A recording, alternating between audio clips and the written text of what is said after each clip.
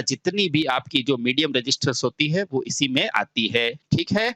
इसका उदाहरण क्या हो जाएगा? इसका उदाहरण हो जाएगा, इसका मूल सिद्धांत क्या है? तो बेटा इसका मूल सिद्धांत क्या है इस ब्रिज का? भुजा संतुलन का सिद्धांत। यहाँ से तो धारा गई है तो ड्रॉप देखो बेटा क्या है? P इंटू आई, भाई ड्रॉप वोल्टेज हो जाएगा एडी के सापेक्ष वोल्टेज, और यहाँ का जो वोल्टेज है वो इसके बराबर हो जाएगा। क्यों? क्योंकि वोल्टेज ड्रॉप बराबर है, क्योंकि धारा बराबर है। यहाँ से मैं क्या कह सकता हूँ? यहाँ मैं कह सकता हूँ विभव पात। बेटा विभव पात आप पढ़ के आए हो ना, यानी कि वोल्टेज ड्रॉप, है ना? तो मैं कह सकता हूँ वोल्टेज ड्रॉप किसका? एबी का। बेटा किसके बराबर होगा? विभव पात। देखो आराम से। ओहो,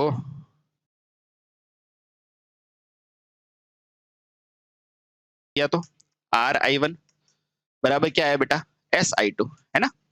अब आराम से आप देखो बेटा, ये देखो Q1 से Q1, I1 से I1 और I2 से I2 कट गया। यहाँ से मेरे पास निकल के क्या आया? और अज्ञात क्या था? वापस देखो बेटा, अज्ञात क्या था मेरे पास? S था। मुझे S निकालना है। तो देखो ये S निकाला तो S को मैंने इधर वज्र गुणा किया तो बेटा क्या आया? PS बराबर, ये उधर चला जाएगा R इंटू क्यू, ठीक है? और यहाँ से मेरा अज्ञात प्रतिरोध आ जाएगा S बराबर आर बटे पी इंटू क्यू। बेटा यही नियम होता है व्हीट स्टोन का। क्या होता है कि सामने की भुजाएं बराबर होती है, और इस तरह मैं अज्ञात प्रतिरोध को मान ज्ञात कर लूंगा, ठीक है? हाँ, चलो बेटा, तो देखो आराम से हो गया ना बेटा। बस कुछ नहीं है, मैंने I1 डाला, इधर I2, यानी कि इसका ड्रॉप इसके बराबर और इसका इसके बराबर, और आंसर आपके, है ना? अब देखो बेटा इसमें क्या याद रखोगे? इसमें महत्वपूर्ण क्या है बेटा? भुजा संतुलन की विधि में, भुजा संतुलन की विधि में क्या होता है बेटा? आमने सामने की भुजा को बराबर माना जाता है। आमने सामने की भुजा के प्रतिरोध को, प्रतिरोधों का गुणा समान किया जाता है, समान किया जाता है। और क्या होता है बेटा? और इन्हीं इन्हीं तीन प्रतिरोधों से, तीन प्रतिरोधों से चौथे अज्ञात प्रतिरोध का मान, अज्ञात प्रतिरोध का मान ज्ञात करते हैं। कैसे करते हैं? देखो रुको बेटा, करते हैं। अब देखो कैसे करेंगे बेटा। मान लो ये मेरा एक ब्रिज है, ठीक है? और आपको बोला जाएगा ये ब्रिज संतुलित है, तो कैसे पता लगाओगे? अभी बताता हूँ बेटा, एक ही सेकंड में पता लगाओगे। मान लो यहाँ पर है मेरा 4 ओम, यहाँ पे मेरा है 8 ओम, ये है मेरा 2 ओम, और आपको पूछ मेरा इसका पी का मान ज्ञात करो। मैं मान लेता हूँ पी मेरा अज्ञात है, इसका मान ज्ञात करना है। तो व्हीट स्टोन का नियम क्या कहता है? ये क्या नियम है बेटा? भुजा संतुलन का नियम है कि नहीं? इसमें क्या होता है बेटा? आमने सामने की भुजा के प्रतिरोध के गुणा को समान किया जाता है ना? तो देखो आमने सामने कौन है? ये है कि नहीं है? तो मैं यहां से कह दूंगा 4 इंटू पी बराबर, ये बेटा इसका गुणा 2 इंटू 8, यानी कि 2 इंटू 8। तो बेटा आपको नहीं पता चल रहा, आराम से देखो, यहाँ से मैं 4p बराबर 16, और यानी कि p का मान क्या हो जाएगा मेरा? 4 ओम। बेटा इतने छोटे क्वेश्चन आएंगे, आराम से देख लो, ठीक है? ठीक है। अगली जो साथियों बेहद महत्वपूर्ण विधि है वो मेरी है ओम मीटर विधि। कौन सी है? ओम मीटर। आओ उसमें हम जानेंगे जो ओम मीटर दायां वाला क्या होता है, बायां होता है, सब कुछ मैं आराम से आपको समझा दूंगा। बिल्कुल निश्चिंत रहो, आपको एकदम अच्छा फील होगा, ठीक है? दूसरा, ओम मीटर विधि। कौन सी विधि है बेटा? ओम विधि। अब देखो ओम विधि, दूसरा ओम मीटर विधि। अच्छा, तो सबसे पहला क्वेश्चन ये आना चाहिए बेटा कि ओम की जरूरत कहाँ पड़ी? तो आपको पता है बेटा, नॉर्मल हम प्रतिरोध को हाथ में रखते हैं, तो क्या उसकी रीडिंग ले पाते हैं? नहीं ले पाते। तो बेटा इसीलिए उसके सटीक मान की जानकारी नहीं हो पाती, इसलिए हम ओम मीटर विधि का प्रयोग करते हैं। तो प्रायोगिक तौर पर कलर कोड द्वारा सटीक मान नहीं मिलता है, इसलिए ओम मीटर का विधि का प्रयोग होता है। तो बेटा पूछा जाता है इसका आप क्यों यूज करते हो? क्योंकि प्रायोगिक तौर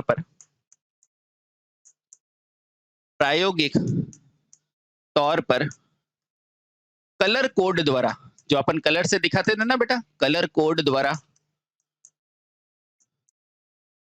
प्रतिरोध का प्रतिरोध का सटीक मान, सटीक यानी कि फिक्स, सटीक यानी कि फिक्स मान ज्ञात नहीं हो पाता था, नहीं हो पाता था। इसीलिए इसीलिए बेटा किसकी मदद ली गई? इसीलिए ओम मीटर बेटा ये क्वेश्चन पूछे जाते हैं, ओम मीटर विधि प्रयोग ली जाती है, विधि प्रयोग ली जाती है। ये बेहद इंपॉर्टेंट पॉइंट है बेटा आपके एग्जाम की दृष्टि से, ठीक है? अच्छा ऐसा क्यों होता है बेटा? अच्छा मुझे ये बताओ, आपसे एक अक्सर एक क्वेश्चन पूछा जाता है, इसमें मुझे याद आ रहा है कि एक बार यूपीपीसीएल में पूछा गया था कि बताओ ऐसा कौन सा स्रोत है, ऐसा कौन सा मीटर है जिसके अंदर आंतरिक ऊर्जा स्रोत होती है? तो बेटा ये वोल्टेज स्रोत है। क्यों? क्योंकि एम मीटर तो सीधा कनेक्ट होगा, वोल्ट मीटर भी सीधा जुड़ेगा, लेकिन बेटा इसमें क्या करना पड़ेगा? हमें सेल डालना पड़ेगा। तो बेटा ये क्वेश्चन पूछा जाएगा कि ज्ञात रहे ओम मीटर में आंतरिक ऊर्जा स्रोत होता है। तो बेटा ध्यान रखना, ये बहुत इंपॉर्टेंट लाइन है। 100% स्टार करके लिख दो बेटा, किसी भी एग्जाम में आ सकता है। ओम मीटर में बेटा क्या होता है? आंतरिक में आंतरिक आंतरिक क्या होता है बेटा? ऊर्जा स्रोत होता है, ऊर्जा स्रोत होता है। बेटा ये बेहद महत्वपूर्ण लाइन है, ध्यान रखना। ऐसा कौन सा मीटर है? ओम मीटर है, जिसके अंदर बेटा क्या होता है? आंतरिक ऊर्जा स्रोत होता है, ठीक है? अब पूछा जाता है बेटा ये कितने प्रकार के होते हैं? तो आप सभी को पता है यह 2 प्रकार के होते हैं। यह मीटर बेटा कितने प्रकार का होता है? तो यह मीटर 2 प्रकार का होता है। तो आपसे पूछेगा ये मीटर 2 प्रकार का कौन कौन सा होता है? तो बेटा 2 ही होते हैं, एक होता है श्रेणी प्रकार, एक होता है समानांतर प्रकार। आइए जानते हैं। तो यहां से बेटा ये कितने तरह के होते हैं? 2। आओ तो यहां लिखो बेटा ओम मीटर। ओम मीटर बेटा ये कितने प्रकार के होते हैं? तो बेटा ओम मीटर हमेशा ध्यान रखना ये 2 प्रकार के होते हैं। पहला कौन सा होता है? श्रेणी ओम मीटर, श्रेणी प्रकार का। अब इसमें से क्या क्वेश्चन आता है वह इंपॉर्टेंट है बेटा, ध्यान रखना। और दूसरा क्या है बेटा? समानांतर प्रकार का, समानांतर प्रकार का ओम मीटर, ठीक है? श्रेणी प्रकार और समानांतर प्रकार। आपको बेटा जो लिखा रहा हूं एज ए टेस्ट पॉइंट आपको याद रखने हैं, क्योंकि एग्जाम में नंबर बेहद महत्वपूर्ण होते हैं। आओ बेटा श्रेणी प्रकार में आपको क्या रखना है, ठीक है? अच्छा इसमें अज्ञात बैटरी तथा माइक्रो ओम मीटर बेटा श्रेणी में होते हैं। बेटा इसको श्रेणी क्यों कहते हैं आपको पता है? क्योंकि इसमें क्या होता है, जो प्रतिरोध होता है और अमीटर दोनों क्या लगाए? श्रेणी में लगाए। देखो बेटा मान लो इस प्रतिरोध का मुझे मापन करना है, ठीक है? ये है मेरा अज्ञात प्रतिरोध, है ना? और यहाँ पर आप क्या लगा देते हो बेटा? इस ओम मीटर को लगा देते हो, है ना? इस ओम मीटर को आपने लगा दिया, ठीक? और यहाँ पर बेटा आपने क्या लगाया? वोल्टेज स्रोत को लगा दिया, है ना? मान लो।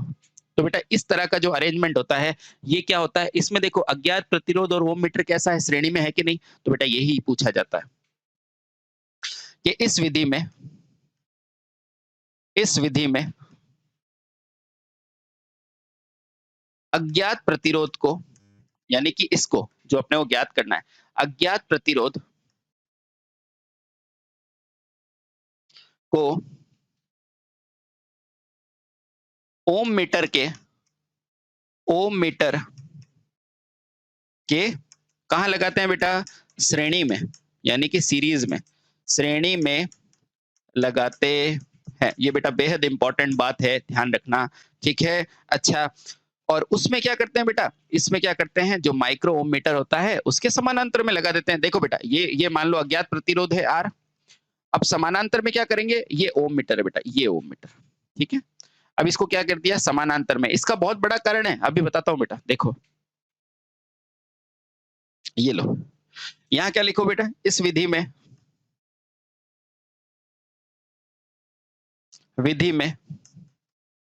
अज्ञात प्रतिरोध को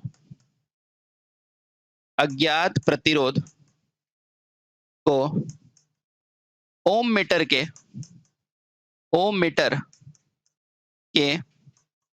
समानांतर में लगाते हैं। बेटा ये क्वेश्चन तो आप इसके नाम से भी दे सकते हैं, लेकिन आगे वाले प्रश्न आप इसके नाम से नहीं दे पाएंगे। ये इसलिए लिखा जाए ताकि आपको क्या अच्छी तरह से ज्ञात हो जाए, ठीक है, ठीक है। अब डिपेंड करता है बेटा इसका यूज कहाँ करेंगे, वो बहुत महत्वपूर्ण है। तो यहाँ लिखो बेटा क्रम संख्या, यहाँ लिखो श्रेणी ओम मीटर, और यहाँ लिखो बेटा समानांतर ओम मीटर। पहला डिफरेंस तो आपको ध्यान पड़ गया है ना। अब दूसरा डिफरेंस ध्यान रखो बेटा, ये इसी तरह से आपको याद करना है। पूरा टॉपिक खत्म एक ही बार में हो जाएगा, ठीक है। ये लो, हाँ। देखो पहला पॉइंट तो आपको सभी को पता है कि श्रेणी ओम मीटर में जो ओम मीटर लगता है वो कहाँ लगता है, ये जो आपका अज्ञात प्रतिरोध के श्रेणी में लगता है। अज्ञात प्रतिरोध के क्या लगता है बेटा, कि श्रेणी में मीटर लगता है, कि श्रेणी में मीटर लगता है, ठीक है। चलिए, और इसमें क्या होता है बेटा, अज्ञात प्रतिरोध के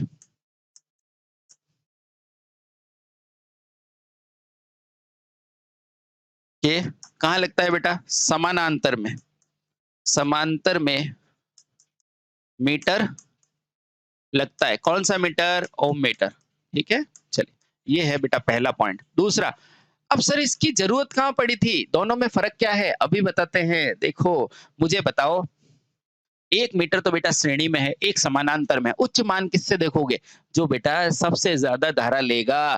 तो बेटा यहाँ पर क्या है, उच्च मान के लिए प्रयोग में लिया जाता है, और यहाँ पर क्या है, निम्न।